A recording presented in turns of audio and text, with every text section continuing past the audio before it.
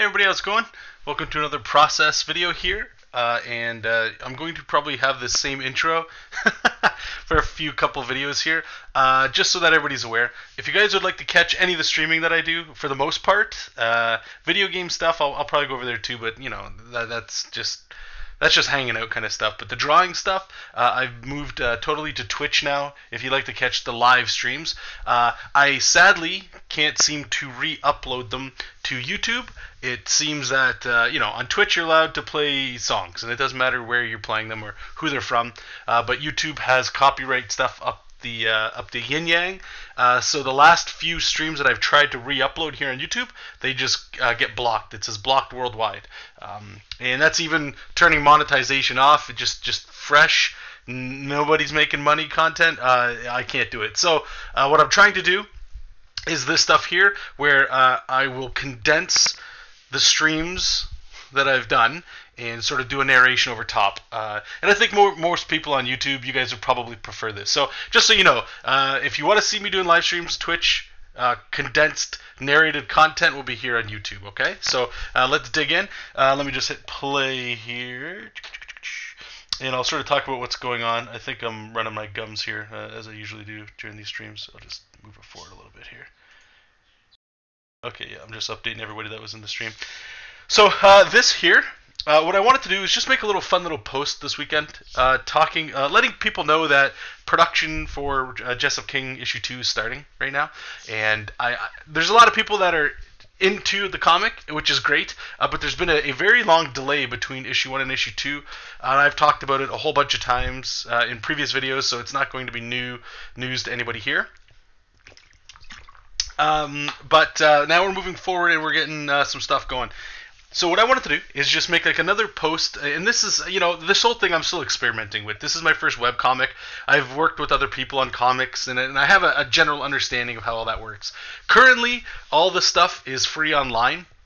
I've been tickling around with the idea of selling this comic in some ways besides just digital. Right now, Patreon's the main way that I'm making any income off of my work here, specifically for Jesop King, which is great. Being able to make any kind of money at all on your thing is fine. I'm not looking to have this replace my day job. This is more of a hobby for me currently.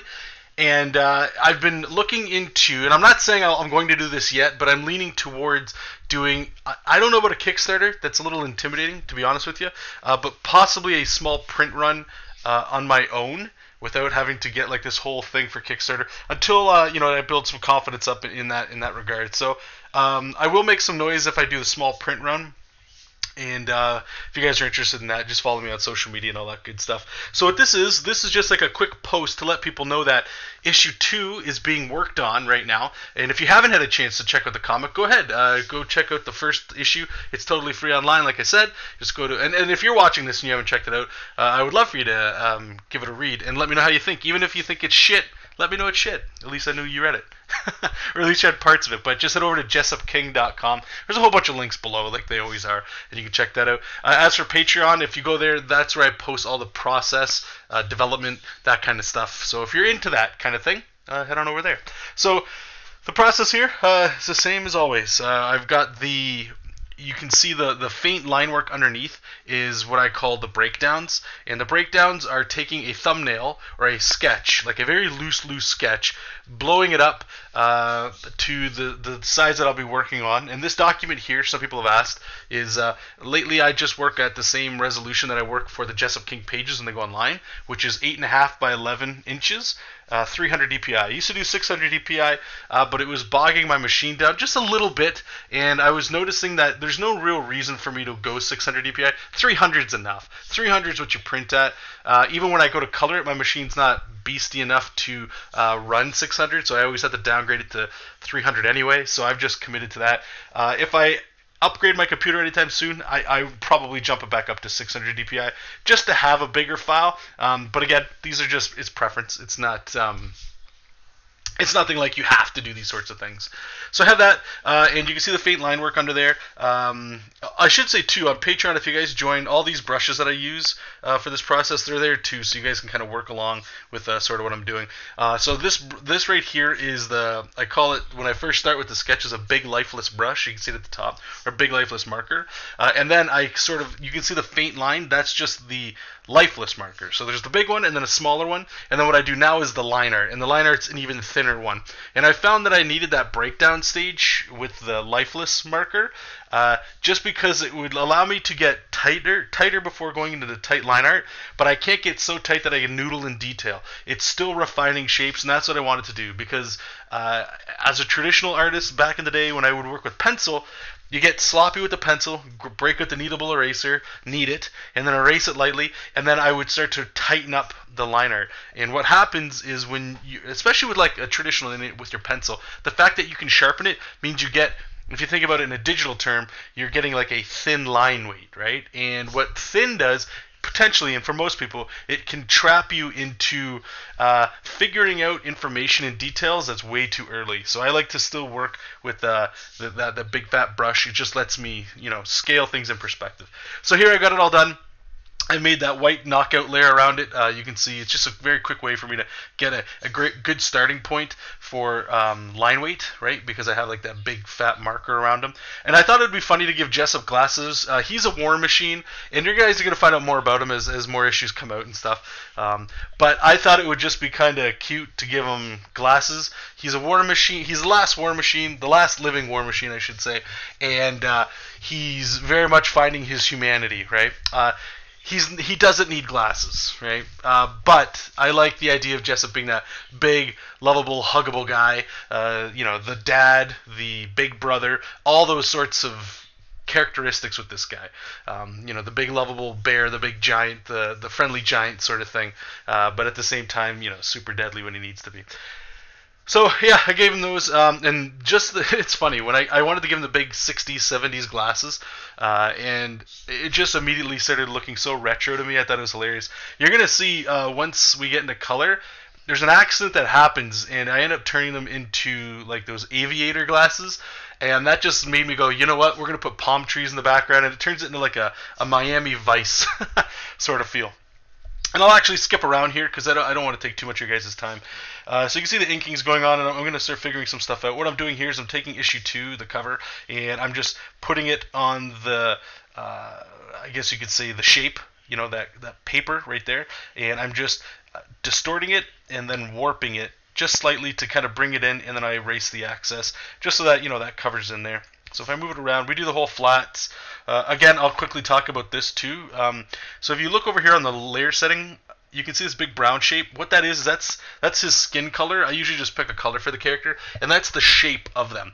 Now in Clip Studio Paint, when you make a new layer, right here, if you can see where my mouse is shaking, there's like a thing that looks like a tuna can a little bit. I click that, and what it does is it clips this. You can see this layer right here, layer 9. It gets this red line. That means it's clipped to layer 8, the layer that's below it. And the reason you want to do that is on layer 9, for example, as I draw blue, I can never go outside of this brown shape, which is great. It just makes working in flats super quick, at least in my opinion. Here I had forgotten about this. Jesop, I wanted to add the burly man hair on him. Now this is something, some people were in the chat were actually talking about, like, now it's disgusting, or now I'm going to the furry territory and all that stuff. And I just wanted to talk about it quickly because, I'm a hairy guy myself, not to divulge too much info here, but, I've never heard anybody complain about Wolverine being so hairy, right? And it's almost like, and this is a problem I have with comics in general, not a problem that I'm, like, getting butthurt about it, but just, a thing, where it's the overall, the idealization of man, I suppose, in art. Not art, let's say superhero comics, right? Where the men are all, or even like they're all looking like He-Man, right? They're all ripped out of their mind, steroided out of their mind. And the women, they're all very thin-waisted, huge ass, big boobs, big pouty lips, always wearing eyeliner. You know what I'm saying? And there's definitely nothing wrong with that. There's definitely nothing wrong with that. But to suggest that adding hair to a man is disgusting or whatever. It was an interesting, like, it didn't get into a whole conversation. I just thought it was super odd to even hear that, like that's not a normal thing.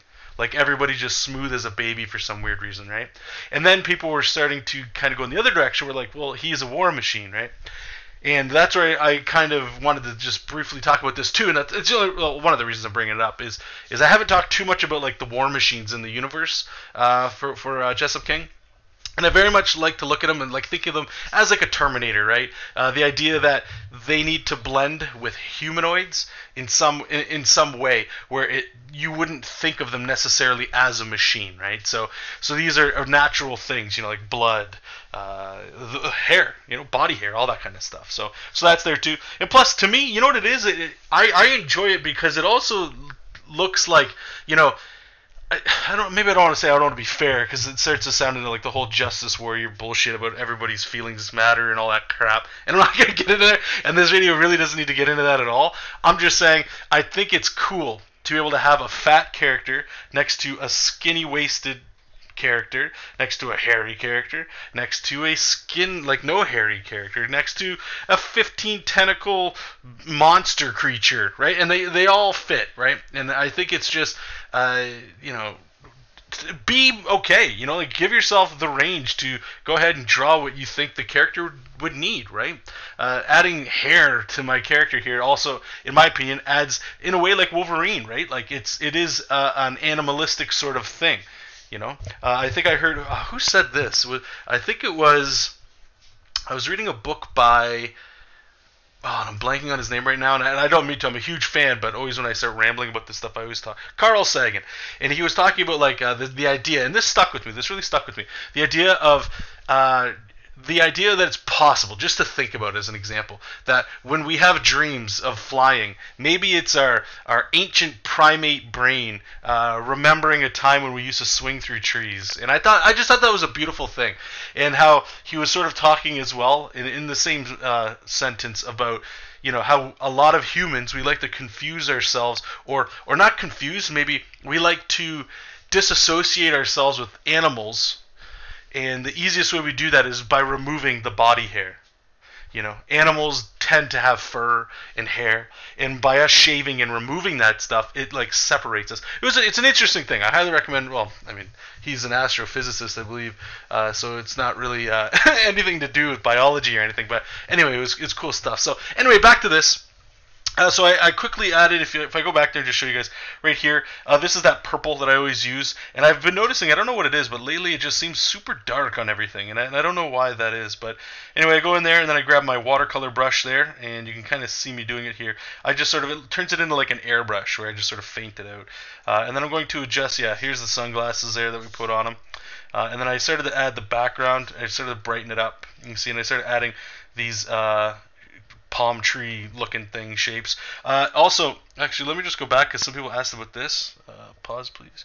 Right here, if you look where I'm at, there's a text balloon button. If you go above it, you'll see whatever setting you have here for ruler frame, direct line right here. Look for lasso fill. What that is you just make a shape like with the lasso, and it'll automatically fill in with the color, which is great because you could do it with the lasso tool and then paint bucket fill or alt backspace to fill. What I like about this tool is that it's so quick. You just make like shapes with your stylus or whatever you're working with. Boom, fits it in. It's done. So let's move around here. I think this is pretty much done.